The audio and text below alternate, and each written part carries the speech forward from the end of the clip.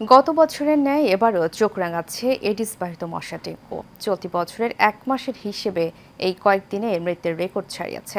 হাসপাতালগুলোতেও রয়েছে রোগীদের ভিড়। ফলে ডেঙ্গু প্রতিরোধে সপ্তাহব্যাপী মশক নিধন কার্যক্রম শুরু করেছে ঢাকা উত্তর সিটি কর্পোরেশন।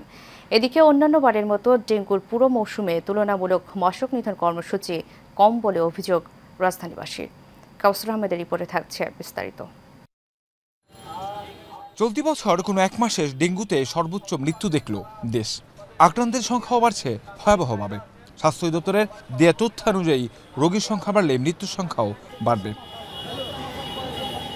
এই পরিস্থিতিতে টনক নড়েছে ডিএনসিসির। ডেঙ্গু প্রতিরোধে সপ্তাহব্যাপী মশক নিধন কার্যক্রম হাতে নিয়েছে সংস্থাটি।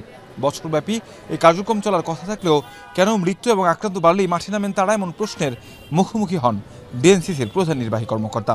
আপনারা জানেন যে প্রতি বছরই কিন্তু এই ক্রাশ প্রোগ্রামটা হয়ে থাকে, অগাস্ট সেপ্টেম্বরের দিকে। বিগত বছরেও কিন্তু হয়েছে।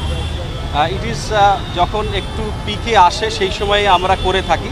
জনপ্রতিনিধিরা না থাকায় এই কার্যক্রমের ব্যাঘাত ঘটবে কিনা জানতে চাইলে তিনি বলেন, যেসব এলাকায় কাউন্সিলর নেই সেসব এলাকায় ঢাকা উত্তর সিটি কর্পোরেশনের কর্মকর্তারা মনিটরিং করবে।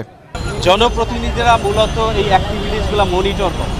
যেমন এই মনিটরিংয়ের জন্য আমরা অফিসারদেরকে দিয়ে প্রত্যেক জোনে টিম করে দিয়েছি। ওই টিম এখন মনিটর করছে এই অ্যাক্টিভিটিস। এদিকে অন্যান্য বারের চেয়ে এবার মশক নিধন কার্যক্রম কম বলে জানান রাজধানীবাসী। এটা সর্বত্র করে না, কিছু কিছু জায়গায় করে, কিছু কিছু জায়গায় করে না। মাঝে মাঝে দেখি, মাঝে মাঝে দেখি না। আগে নিয়মিত হতো, হ্যাঁ, ফগিং করতো, নিয়মিত ওষুধ ছিটাইতো।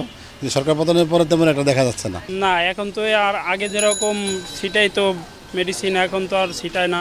সবসময় আগে যেভাবে আসতো ওনারা পর্যবেক্ষণ করতো, ওই রকম যাতে হয়, আমরা যাতে সুবিধাটা পাই, এটাই তো আমাদের চাওয়া।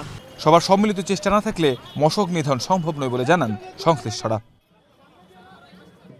কাউসার আহমেদ, এশিয়ান টেলিভিশন, ঢাকা।